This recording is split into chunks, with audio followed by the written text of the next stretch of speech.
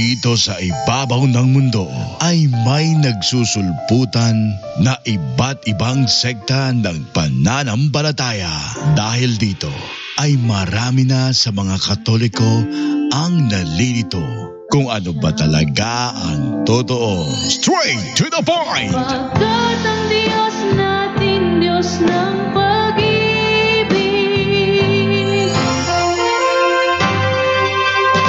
Narito na ang ating programa kung saan direktang sasagutin ang bawat katanungan, maging ang pangbabatikos ng ibang sekta ng pananampalataya. Straight to the point! Straight to the point! Hello, magandang hapon mga kapuntos at sa hapon na ito meron po tayong tampok na video na ating bibigyang kasagutan. At ito po yung video po ni Roy Tundag. Straight to the point! Live on the spot! On the spot, kung saan sinasabi niya rito, pakinggan natin si Roy Tundag mismo. Atong tubagon mahigala magkaigsuunan ang ilang ingon, no, nga kini kunong pinadayag 5 bersikulo 10. Mga pari kuno ni sa Romano Katoliko. Yan. So, sasagutin niya daw yung mga sinasabi ng mga Katoliko daw. Yung mga pari na tinutukoy sa Revelation 5 verse 10 ay mga paring Katoliko. Nga si Kristo ang Pangulo. Na si Kristo ang Pangulo. No? Ato ni tubagon igsoon nila ang mga ginagmay nga mga pangatik ba, no, mga pag-angkon nga sila kuno ni mga higala magkaigsunan. Sasagutin daw niya yung ating mga pang-atik o ating mga panlilinlang, yung ating pag-aangkin na ito daw ay mga pari ng Romano Katoliko. Pero sultian talang mo, ang tubag niya na igsuon, kanang pinadayag 5 bersikulo 10, kinsa mana nga mga pari nga si Kristo ang nangulo. Yan. So, sino daw yung mga pari ang tinutukoy sa Revelation 5:10 kung saan si Kristo ang Pangulo? Karon ba na igsuon dinhis kalibutan karon? Yan ba ay ang mga pari sa natin sa mundo ngayon? Nga mga pari, sultian talang mo igsuon usana ka bakak nga mga pag-istorya nga kana kunong 5G sa pinadayag karon kuno na nga sila kuno na nga mga pari. Oh. Isa daw ang kasinungalingan na yung mga paring tutukoy dyan ay ang mga pari natin ngayon. Pero ang tubag na naigsuon, nasayop sila. Ang sagot daw ay nagkakamali daw tayo. Wow, nakakamali. Talaga, tuloy natin. Kay dili na karon nga mga pari. Hindi daw yan mga pari ngayon. Atin lang ipapaliwanag yung kanyang mga sinasabi rito at ating bubueltahan mamaya. Kinsa ng mga pari nga si Kristo ang Pangulo igsuon sa pinaday 5 ang tubag ni ana naa sa pinadayag 20 bersikulo 6. Yan. So sabi niya, ang mga pari daw na tinutukoy daw dyan ay yung mga paring tinutukoy sa Revelation chapter 20 verse 6. O yan, iba na naman panaginip na naman yan. Bakit? Kung sinasabing panaginip na naman, dahil hindi naman ang tutukoy dyan ay yung nasa Revelation chapter 20 verse 6. Bakit? Kung ating titingnan, no? Kung ating titingnan yung kanyang cross reference, walang binabanggit dito na na Revelation 20 verse 6. Ang sinasabi dito Revelation chapter 1 verse 6, hindi 20 verse 6. Mali na. O baka sabihin nyo, hindi naman yan. Tingnan nga tayo, no. O, gipadayag 5. O, tingnan nyo. Yung kanyang cross-reference is Exodus chapter 19 verse 6 at Exodus chapter 1, Revelation chapter 1 verse 6. Walang binabanggit dyan na Revelation chapter 20 verse 6. Yung paggamit niya ng Revelation chapter 20 verse 6, yon ang sure na sure akong mali. Yon ang sigurado akong maling-mali. Kita naman, 2 talata lang ang cross-reference niya. Exodus chapter 19 verse 6 at Revelation 1:6. Walang Revelation 20 verse 6. Sa madaling salita, yung mga pinagsasabi ni Roy Tundag ay kitang-kitang mali. Ha? Sobrang mali. Dahil nandyan Revelation 1:6, hindi 26. Okay, so ating namang balikan naman ngayon. Dito naman tayo sa pagpapatuloy ng kanyang video. Ito, tuloy natin yung kanyang video. Ang pari nga gipanguluhan ni Kristo, mga higala igsoon, mga katauhan kana nga nakaambit sa unang pagkabanhaw. Ayan. So, ba't siya napunta ng pagkabanhaw? Yung kinakausap doon, buhay. Ba't napunta ng pagkabanhaw ang taong ito? Sino nagsabi sa kanya na cross-reference ang Revelation 20 verse 6 nang binasa niya doon sa Revelation 5:10. Tuloy natin. Sa pagbalik ni Kristo higala igsoon, inigkabanhaw sa mga taong matarong, himuon silang mga pari igsoon nga mag-alagad diha kang Kristo. Kinsa ni nga mga pari? Mga katawhan ni igsoon nga nakaambit sa unang pagkabanhaw, first resurrection, mga higala mga kaigsuonan. So, ang point ito ni Roy Tundag dito, lalabas lang mga paring ito pagkatapos ng first resurrection. Sabihin, nung wala pang first resurrection, wala ring pari. Teka, ba't nabing pari ngayon? Ito yung sinasabi natin, si Roy Tundag na naginip ng gising at wala sa sarili. No? Bakit wala? Talaga namang wala sa sarili. Tuloy. Ang ipasabot igsoon nga mga tao nagiingon. Wait lang. Biglang bumilis ang ang kanya po sa salita. Ating ibalik sa normal. There's something wrong dito pag pinindot mo. Okay, no? So, ating ibalik sa dating takbo nung si Tundag.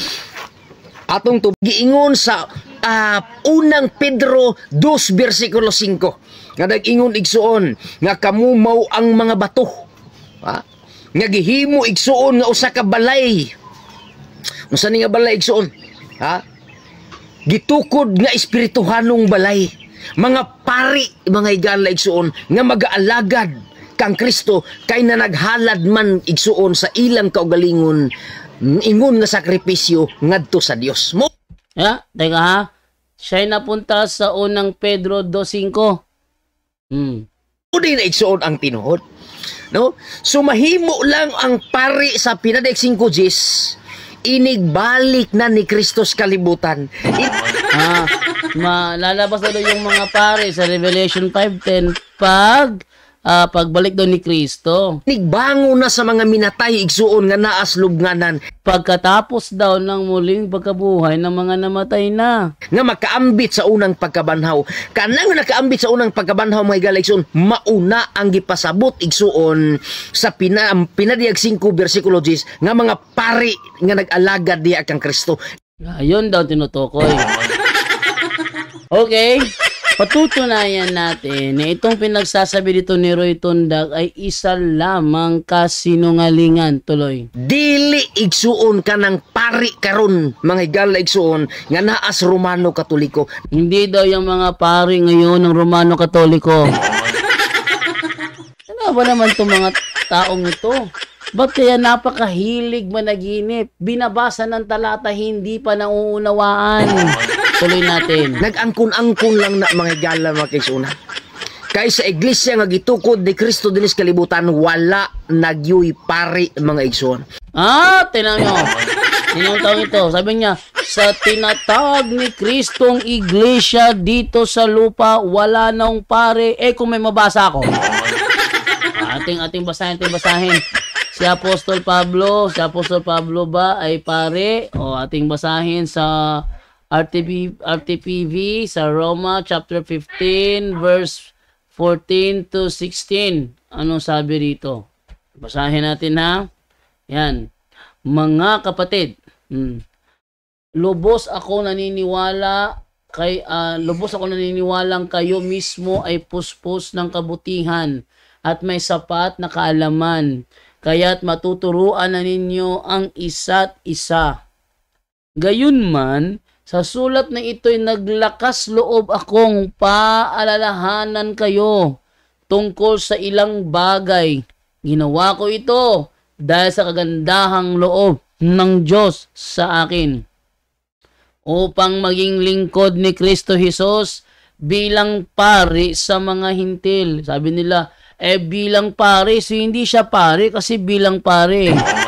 Oy, nakalimutan yata nila nung ako'y tinanong ng isang Sabadista na sinasabi niya, ay ingon nga pari. Pag sabi na ingon nga pari, dili yun na pari. Na mamaya-maya ko, tinanong niya ako mamaya konti, ano ang sitwasyon ni Kristo ngayon? Sabi ko, si Kristo ngayon, Diyos. Nandun siya sa langit, buhay na buhay. Siya hindi. Ano? Kanyang status bilang pare.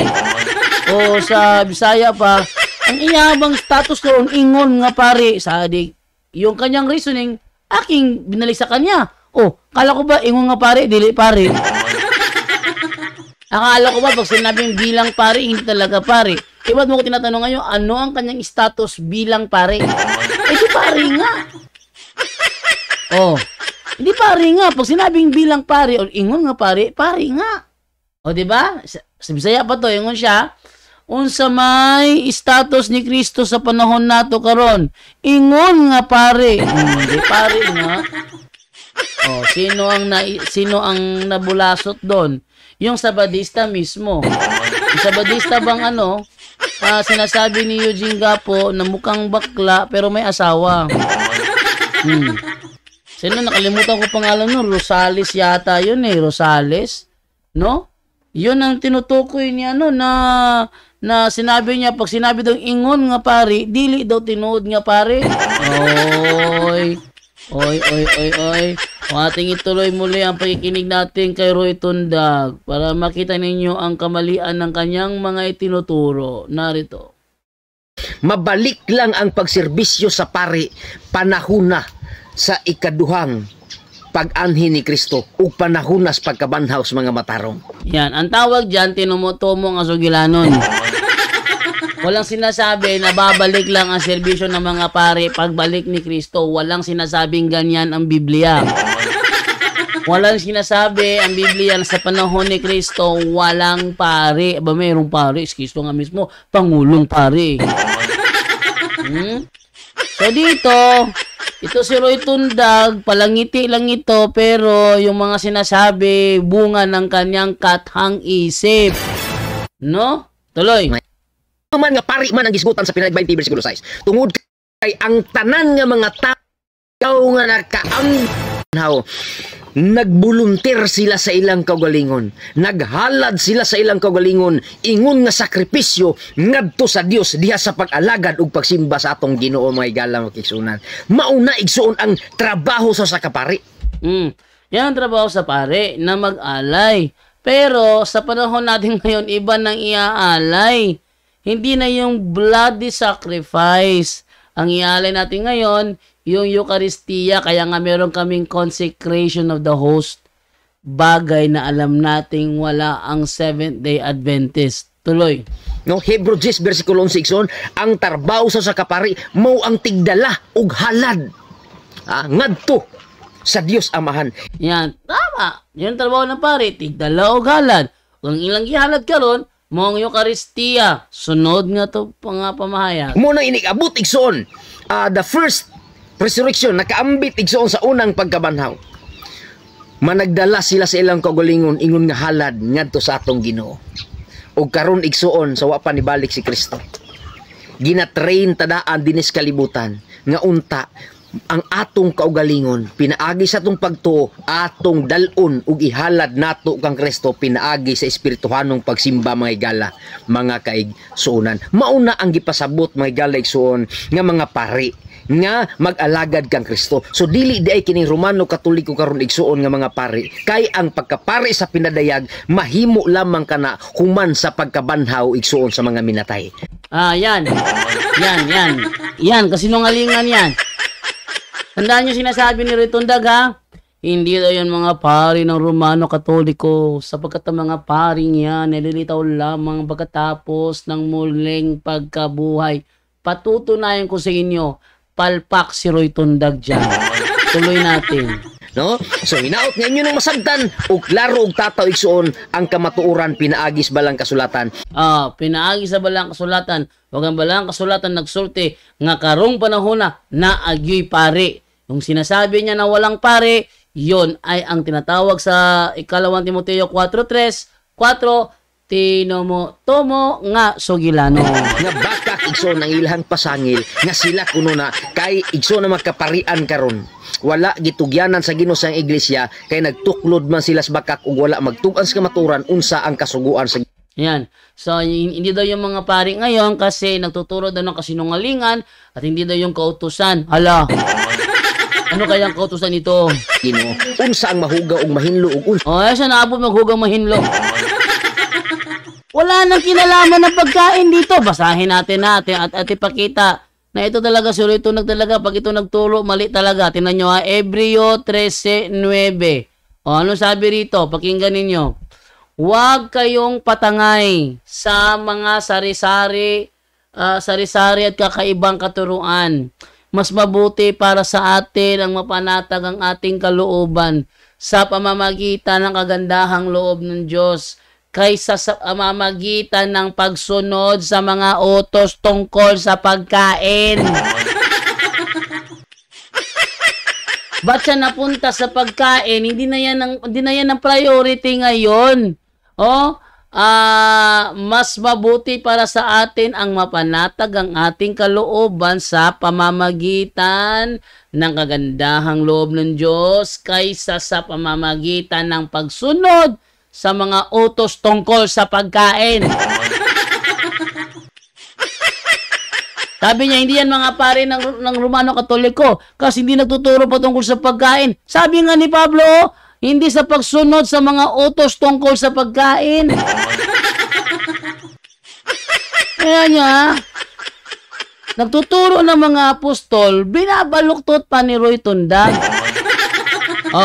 Ang mga sumusunod sa mga utos na yan ay wala namang natamong pakinabang.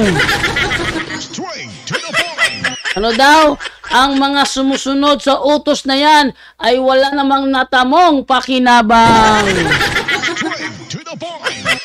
Tapos sabi ni Roy Tundag, hindi yan mga paring Katoliko. Kasi mga paring Katoliko, hindi rin nagtuturo ng anong kinaibahan ng karumal-dumal sa pwedeng kainin.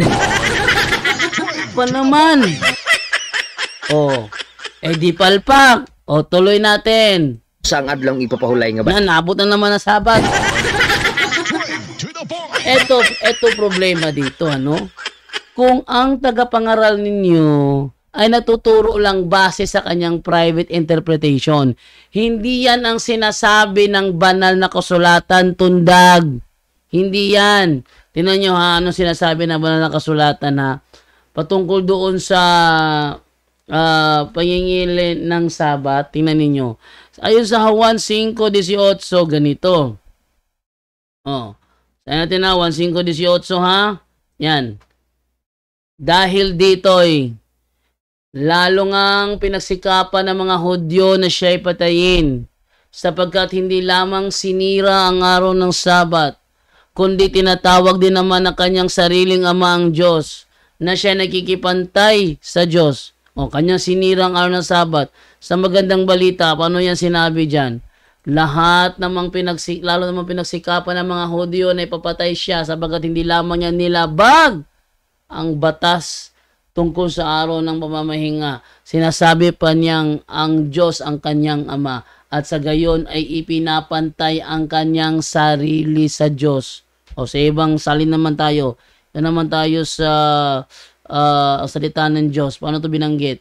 Sabi, dahil sa sinabing ito ni Jesus, lalong sinikap ng mga pinuno ng mga Hudyo na patayin siya, sapagkat hindi lang niya nilabag ang batas tungkol sa araw ng pamamahinga, kundi tinawag pa niyang sariling ama ang Diyos, at sa gayoy ipinapantay ang sarili sa Diyos. Tamo, sabihin yung mga sinasabi ni Roy Tundag is against reality. Ang tawag doon, fiction. fiction is not in agreement with reality. Tuloy. Wala nila nagitudlo mga igalaigsoon munang dili sila muhaom sa pinadayag 5 bersikulos nga sila ang pari nga nag-alagad kang Kristo kay wala sila magtug-an sa tinuod igsoon nga kamaturan. O yan ang palpak ni Roy Tundag. Ngayon, akin namang ipapatunayan naman yung mga pinagsasabi dito ni Roy Tundag ang siyang mga mali. Okay? Unang-una, kung ating titinan natin sa sa Revelation chapter 5 verse 10, no? Sa chapter 5 verse 10, may binabanggit dito na ginawa mo silang isang lahing maharlika at mga pari na itinalaga upang maglingkod sa ating Diyos at sila maghahari sa lupa. Tandaan niyo yung linya ha. Ginawa mo silang isang lahing maharlika. Ginawa. Sa madaling salita, meron ng ginawa.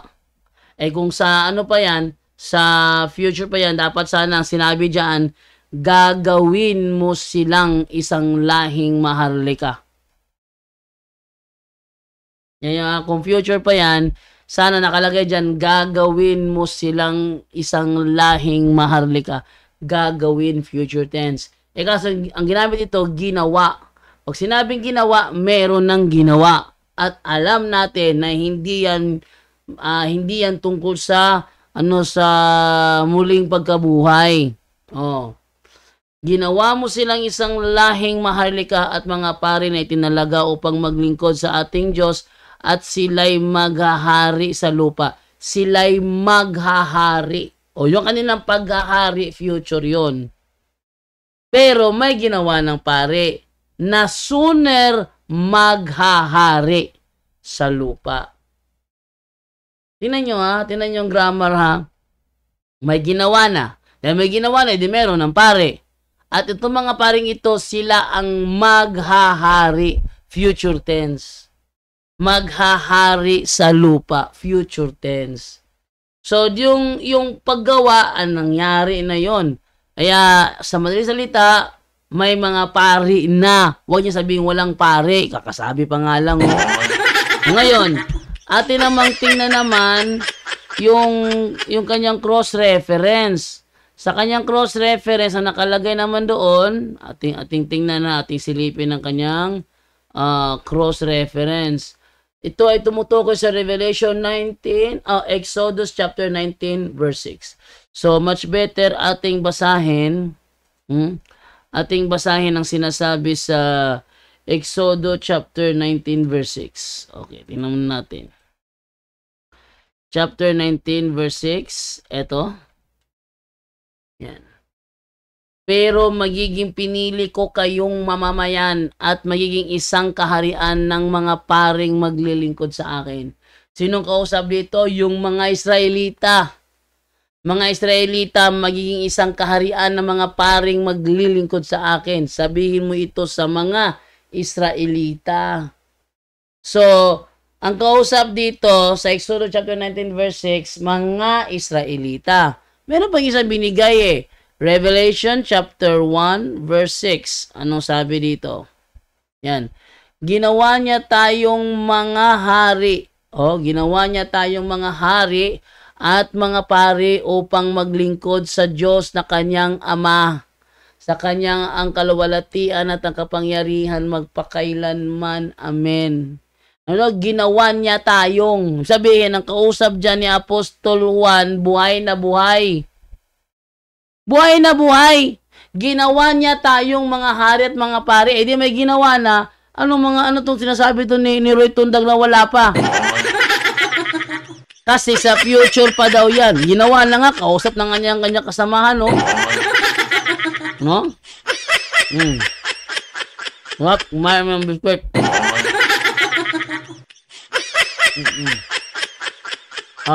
Kita ninyo? Palpak si Roy Tundag.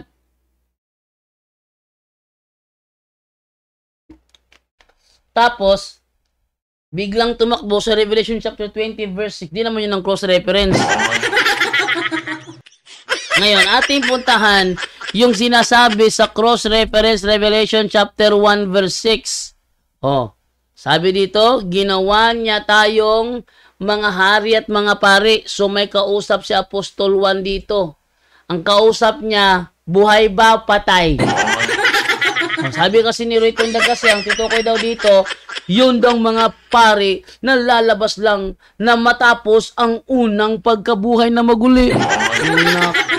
Palpak. Revelation chapter 1 verse 6, ginawa niya tayo mga hari at mga pare upang maglingkod sa Diyos na kanyang Ama.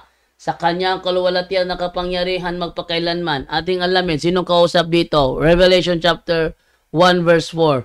Mula kay Juan para sa 7 iglesia sa probinsya ng Asya. Sumainyo nawa ang pagpapala at kapayapaan galing sa Diyos sa Espiritu at kay Hesukristo. Kung tungkol sa Diyos, siya'y hindi nagbabago ngayon, noon at sa hinaharap. Kung tungkol sa 7 espiritu, siya'y nasa harapan ng trono ng Diyos. At kung tungkol kay Hesukristo, siya ang mapagkakatiwalaang saksi. Siya ang unang nabuhay mula sa mga patay at siya rin ang namumuno sa lahat ng hari sa lupa. Inilibing niya tayo sa magitan ng kanyang dugo, iniligtas niya tayo sa ating mga kasalanan. Nakita nyo? Ang kausap dito ni Apostol Juan, yung 7 iglesia sa probinsya ng Asya. Ano kinalaman ng Revelation 20 verse 6 dyan? Kaya mali yung kanyang interpretation. Palpak yun. Sobrang palpak. Tinan mo ha. So, ating tinan yung Revelation chapter 1 verse 6 na kanyang ginagamit. Meron pa siya dito na binanggit yung 1 Peter chapter 2 verse 5. 1 Peter chapter 2 verse 5. So, ating silipin, no? Ang sabi dito, yan. Wait lang. Pakita ko sa inyo anong sinabi dito, ha? Ito tayo. Revelation, ano yun? 1 Peter. 1 Peter chapter 2 verse 5. Tingnan nyo. Tingnan nyo ha. Kayo na tulad din ng batong buhay ay itinatayo ng Diyos bilang isang gusaling espiritual at bilang mga banal na paring pinili ng Diyos, nag-aalay kayo sa Kanya ng mga espiritual na handog na kalugod-lugod sa Kanya dahil ginagawa nyo ito sa pamamagitan ni Hesukristo.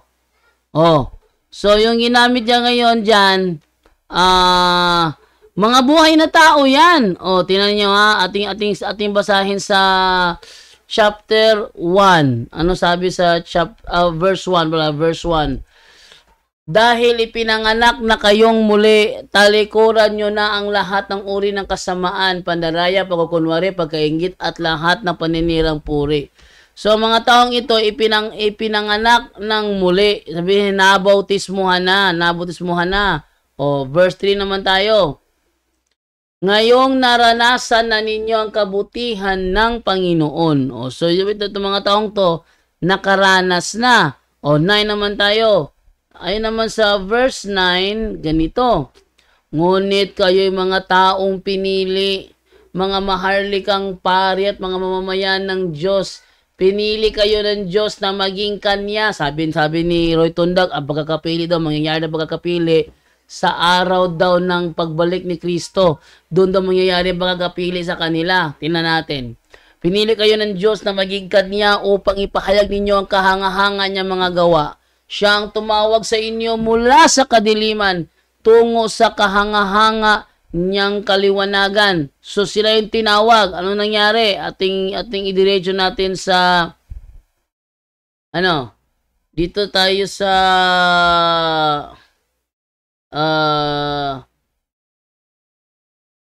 verse 10. Verse 10. Ano sabi sa verse 10? Dati hindi kayo mga taong sakop ng Diyos, pero ngayon, mga sakop na niya kayo. Sa madaling salita, ang kausap dito, mga hintil. Mga hintil na dating hindi kinikilalang kaanib sa iglesia. Noon, hindi kayo kinaawaan ng Diyos, pero ngayon kinaawaan na niya kayo. Sa madaling salita, yung kausap dito ni Apostol Juan, tinanggap, no? Ngayon, atin ang basahin naman ngayon sa 11 to 13.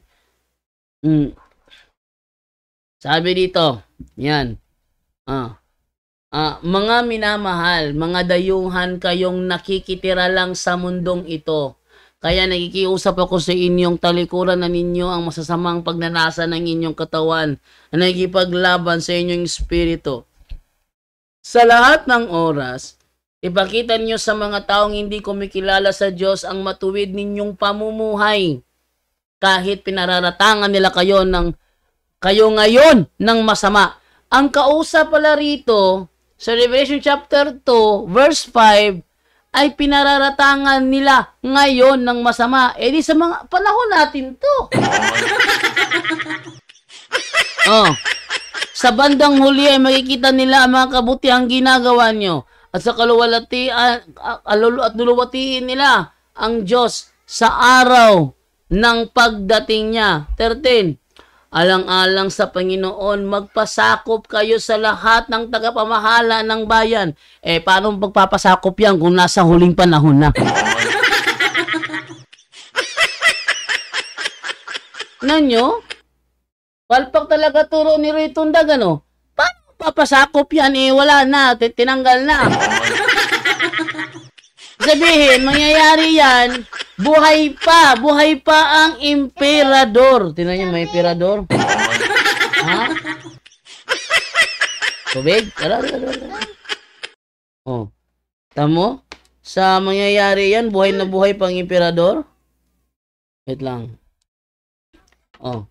Ngayon, muna ha, konitibay yung kanyang iPad. Let me check the battery level. So, it's okay. Laka, bring it outside. Bring it outside. Outside. Divine, outside. Ngayon. Tingnan nyo ba timbrekan talata, ha? Alang-alang sa Panginoon, magpasakop kayo sa lahat ng tagapamahala ng bayan. Paano nila yan gagawin kung nasa huling panahon na pala sila? Dahil sinasabi ni Roy Tundag. Mali talaga. Maging sa emperador na may pinakamataas na kapangyarihan. O, meron ba emperador ngayon? Wala na. Wala na emperador. Sinasabi ni Roy Tundag na mga paring yun, mga pari sa muling pagkabuhay, kasinungalingan yun. Bakit ang mga paring ito pinagagalang sa emperador? Emperador, buhay pa emperador nito. Buhay pa emperador nito eh. 14. Sa mga gobernador na sinugo ng Diyos para magparusa sa mga gumagawa ng masama at magparangal sa mga gumagawa ng mabuti. 15. Sapagkat ito ang kalooban ng Diyos na sa mamagitan ng mabubuti ninyong gawa ay walang masasabi ang mga hangal na walang alam sa katotohanan. Ikaw matuto ka ng katotohanan, Roy Tundag. Matuto ka ng katotohanan. Ngayon, ano to? Walang tingog. Wala daw tingog. Uy, dumikit man si Tom. Ay ka. Ano to, Divine? Wait lang, na ano yung ano ni Divine? Sa M1 screen. Wait lang muna. Screen mo to, Divine.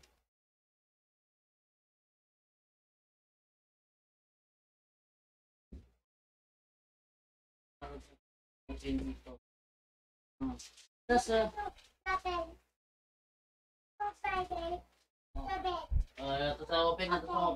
openan. Lagi. Patang, di mo na hatag David, may mukha o di gagaan. Ito. Kaya itong yung imuhang iPad, Ikaw kay iPad eh, Wi-Fi.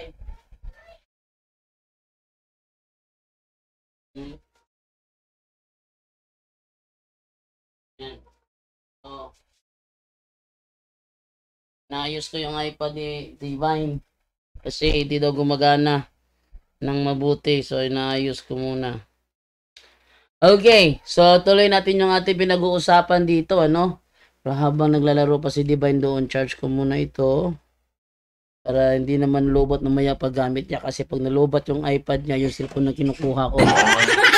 Cellphone ko kinukuha pala niya, I mean. Oh! What? iPhone? Phone? Oh, lakalito ka. Gawas to ka. Gawas. Ngayon, at ituloy. Oh, sinong kausap dito? Eh, buhay pa pala ito eh. Buhay pa pala. No? Ating namang ituloy naman ang pagbabasa natin dito sa verse. Tignan natin na. Verse 17. Yan yun sa verse 17. Ito. Oh. Igalang nyo ang lahat ng tao at mahalin nyo ang mga kapatidin nyo kay Kristo. Mamuhay kayo ng may takot sa Diyos at igalang ninyo ang emperador. Paano nagagalang ang emperador? Wala nang emperador. Yan nyo ha? Paano nila gagalangin ang emperador kung wala ng emperador? At take note, kailan natapos sa kapangyarihan ng mga emperador? Noong mga 538 yata AD, natapos ang kanilang kapangyarihan, no, ng mga emperador. Ngayon, anong sinasabi nung Young Student Learning Encyclopedia? For the first 1,000 years after the death of Jesus Christ, all Christians were members of the Catholic Church. To the point. Ati pakita para sabihin niyo na di nyo masabi na ako'y gumagawa ng kwento. Ati pakita, no? For the first 1,000 years, all Christians were members of the Catholic Church. Ito to. Ating silipin dito sa encyclopedia. Tignan nyo. Ito sila. Talagang mali si Ritundag sa mga paliwanag niya, ano? Sobrang mali. O, tingnan ninyo. Ayan. Roman Catholic Church, for the first 1,000 years after the death of Jesus Christ, all Christians were members of one religion, Christianity. Most specifically, there were no separate sects or branches of Christianity as there are today. The word Catholic means universal, and for those first 1,000 years, all Christians were members of the Catholic Church.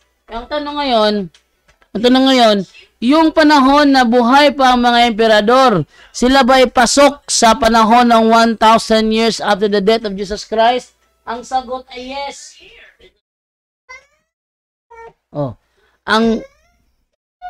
Ang sagot ay yes. Bakit yes ang sagot? Kasi nawala yung mga emperador based sa kanilang sinasabi sa mga 538 AD na wala mga emperador. 1,000 years, oh. Wow, for those first 1,000 years, all Christians were members of the Catholic Church. For those first 1,000 years, all Christians were members of the Catholic Church. Catholic pala yan, Catholic. Ngayon, ano naman ang paliwanag ng mga Seventh-day Adventist sa Catholic Church? Ating puntahan yung kanilang Alpha and Omega. Tingnan ninyo Alpha and Omega nila. Ano sinasabi ng kanilang Alpha and Omega? Eto. Yan. Hindi to fallacy of equivocation Di talaga namang ito ang context ng inyong sinasabi sa aklat ninyo Catholic Church, a universal Christian church whose doctrinal base was formed by the absorption of Greek philosophy and neighboring religions into the views held by the Apostolic Church. Canonically, the Catholic Church developed into a strictly hierarchical system with the Pope at its summit. Sa madaling salita,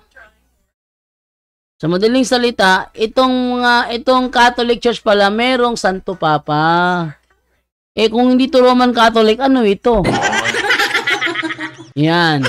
So yan ang ibig kong sabihin sa inyo na yung sinasabi ni Roy Tundag, ang tawag doon, kapalpakan. Bakit? Pero tubig. Lang muna si Divine. Naglabing na naman si Divine. Kung kailan ako nag-record o nagla-live, yan pa ang paglalambing ni Divine. Sleepy ka no? Sleepy ka no? Waman ka na i-sleep good. Dapat sleep ka. Baka na i-sleep no? Na 5 PM na, hindi na may sleep, hindi na puta may sleep. Sayo ka matulog ron ha.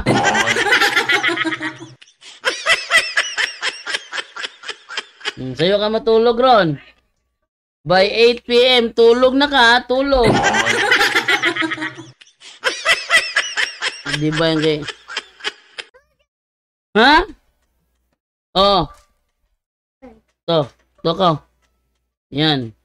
So, yun ang yun ang mga kaganapan dito. At kailangan ko ng doble hangin. Ha? Yung power ba okay na pwede na bang gamitin ng power? Tinan ko lang muna ha. Yung power pwede na bang gamitin? Double check ko lang muna dito sa ating linya. Pwede na ba gamitin natin yung power natin? Okay. Okay, 695. So malapit na maubos ang power ng battery. So sana ayan. So malapit nang maubos ang power ng battery. Sana hindi mag-brown out ngayon. Di sana mag-brown out, no? Kaya, ate tuloy. So, yung mga pinagsasabi dito ni Roy Tundag, talagang mali. Oh, wait lang. Okay na yan, wait. Tayo. Yan. No? So, pinahinaan ko rin lakas. Sobrang lakas. Okay. So, ayun, alam ko na kung paano i-guide si Pato. Yan. So, yun po ang ating paliwanag doon sa post ni Roy Tundag na mali dahil hindi naman tumutugma sa realidad. Yung kausap pala doon sa Revelation 5:10 mayroon ng ginawa. At ang kanyang cross-reference is Exodus 19:6 at Revelation 1:6. Yung sa Revelation 1:6 naman, tumutukoy naman yun sa 7 iglesia na nasa lalawigan ng Asya. Sabihin, buhay na buhay, nasa lupa. At yung mga taong yun naman, dapat magbigay galang sa mga emperador, sa mga gobernador. Isabihin nasa lupa, ngayon, existing. Yung sinasabi ni Roy Tundag, yun ang kapalpakan. Yun na. So, yun ay mali. Ang reality, tapos, yun ay pasok sa 1,000 years kasi 7 churches na lalawigan ng Asya, silang kinausap doon, Revelation chapter 1 verse 6, pasok sila sa 1,000 years after the death of Jesus Christ. Ang sabi sa isang referensya, after the death of Jesus Christ, all Christians were members of the Catholic Church. Sabi ng kanilang Alpha and Omega, yung Catholic Church merong Santo Papa. Di Romano Katoliko nga. Romano Katoliko nga. Di palpak yung sinabi ni Roy Tundag. So yun ang ating masasabi dito. At naway naintindihan po ninyo yung sinasabi ko. At mamaya hindi po matutuloy yung yung talakayan sa pagitan ng puto por punto at nang piniling nasod giluwas gipasig uli kay dili mo dayon si Douglas Arocha tungod sa rason mahina ang signal niya. So pinaasa lang pala ako ni Douglas Arocha. Si Douglas Arocha magaling tong magsalita, kung babae pa nako in love talaga. No? Magaling to sa ano si Douglas Arocha, balak sa Bisaya pa balak yung tula. Ikaw lamang ang bugtong itik nga nagandagan sa halapad kong dughan. Yun, magaling sa ano doon, magaling si Douglas Arocha doon. Okay, so hanggang dito na lamang po at mamayang gabi kita-kits po tayo ulit, punto por punto, doctrinal exposition. Pagkatapos ng greetings, ng gospel reflection ni Brother Angel, diretso na kaagad sa tanungan portion. Ayun yung mga katanungan, i-ready nyo na po yan. At wala pang 8, mag-raise hand na po kayo para sakali kayo ang unang matawag namin, mapansin na ang mga katanungan ninyo. Maraming salamat po and bye-bye. At yan po ang ating tampok ngayon sa Straight to the Point, kung saan sa loob lang ng ilang minuto naging matibay ang pananampalataya ninyo. Maraming salamat po. Straight to the Point! Straight to the Point!